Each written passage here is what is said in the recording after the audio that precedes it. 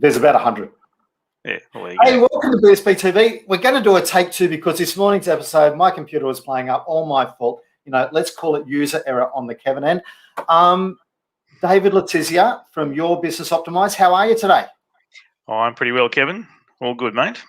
And it's so much better when you're speaking English to me rather than computerized voice that I was doing this morning. I don't know what was going on there before. As I said, battery's about to explode.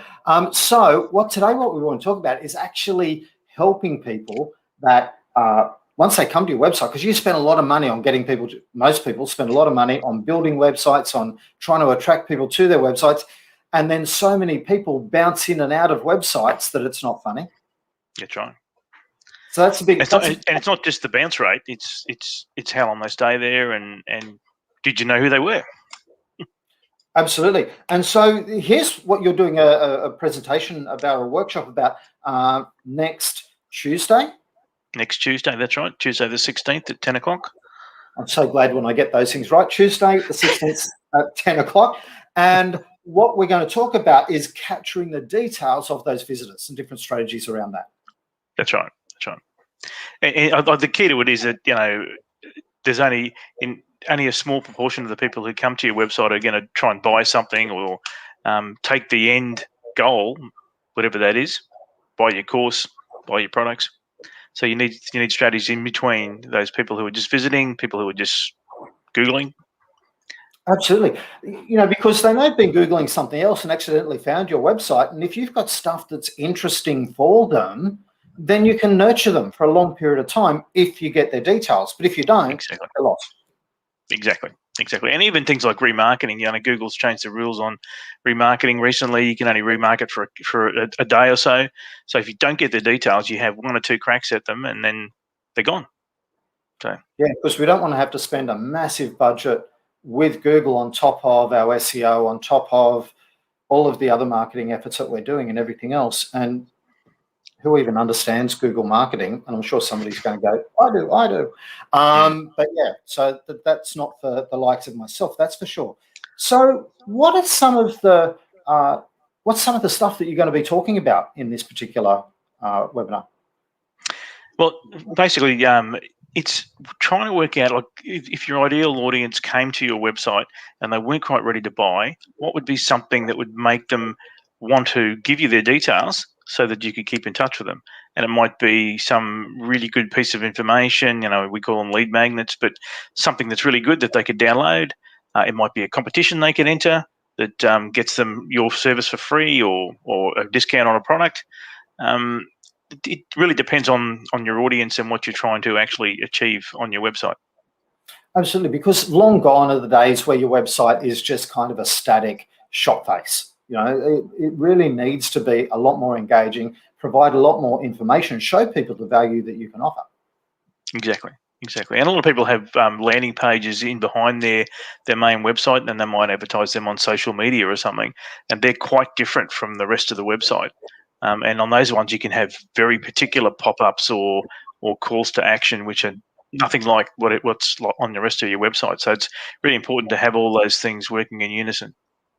Now, I'm going to be dumb here, but when you talk about pop-ups, you're talking about something that appears, like you're on the website, you say you go to leave a certain page. Like if you're in a shopping cart, you would have seen these on a shopping cart. If you're in a shopping cart and you're doing the checkout and then you go to leave, most places now have a pop-up that comes up and say, "Oh, don't leave.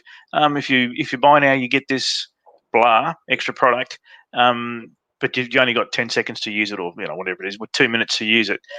And it really does convert. We've found some really good increases in conversion when people get that far in the process, that they'll actually go, "Okay, righto, that's a pretty good deal. I'll buy." Fantastic. So it's really important to use some of these different tools. Like traditionally, people were using newsletters. I know that they're a little old hat particularly in some industries, but in others, they still work.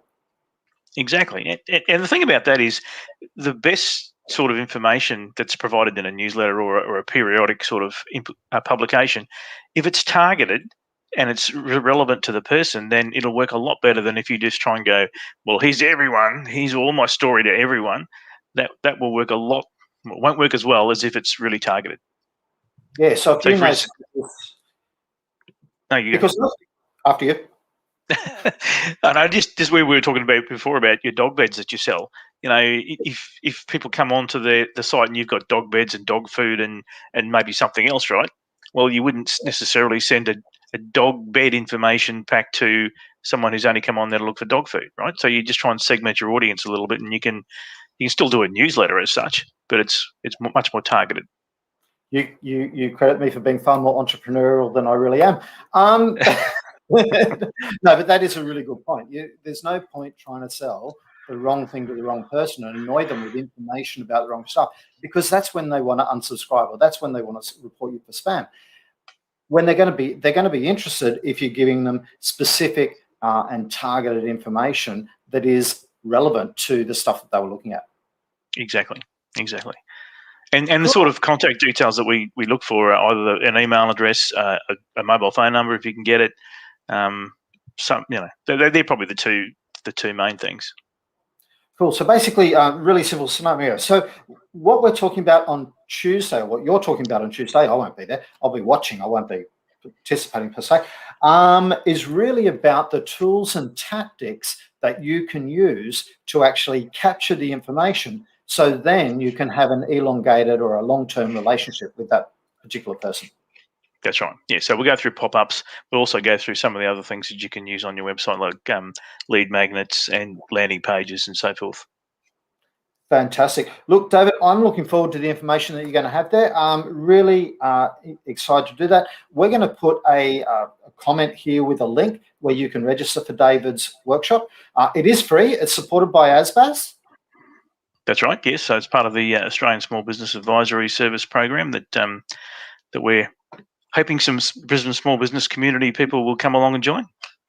Absolutely. So, look, in fact, they're sponsoring our whole reboot program, and I know that you're very keen to have a workshop in that as well. So, really excited to catch up with you today. Fantastic. Really looking forward to that. Really great information that you've got in your webinar on Tuesday, and then further down the track as we're bringing that whole refocus, refresh, and reignite portions of the program together. Really keen to have a chat and hear your thoughts on some issues there. Okay. Thanks, Kevin. Thanks very much.